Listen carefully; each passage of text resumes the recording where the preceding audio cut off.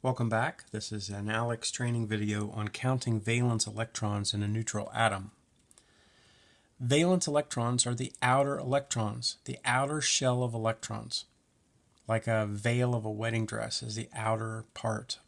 Okay, so the valence is the outer shell. The outer shell is limited to 8, with the exception of the first shell, which is limited to 2. Okay, so from hydrogen, helium, with 2 electrons, you're finished, you're full. Then all the ones past that are going to be filled at 8 in the outer shell. The very last shell of electrons are the valence. So, how many valence electrons does a certain element have?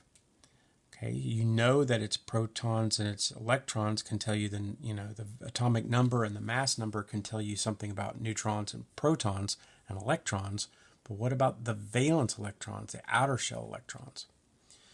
It's actually simple. Anything in the first column, anything in the first group has 1 valence electron, all of them, no matter what it is. If you look at a periodic table, please, lithium, hydrogen, sodium, potassium, rubidium, they're all in group 1, they have 1 valence electron. Anything in group 2 has 2 valence electrons, beryllium, magnesium, calcium. Okay, now skip everything in the middle, skip everything from scandium to zinc, all right, anything in the valley, and now go on to the next one. So if you think of, like, just contract that periodic table, take out the valley and squish those first 2 columns with the last 6 columns. Now count them again. First column is column 1, second column is column 2, third column now is not scandium, it's boron. Think of this, the old periodic tables used A's to do this. So 1A, 2A, and then boron was 3A. And then they renamed scandium to zinc with the B's. I like that better. I think I can think of it better, because then column 3, the boron column, is 3 valence electrons. The carbon column now is column 4. It's got 4. Nitrogen now is 5. Oxygen is 6. Fluorine is 7. And the helium, neon, argon group is 8.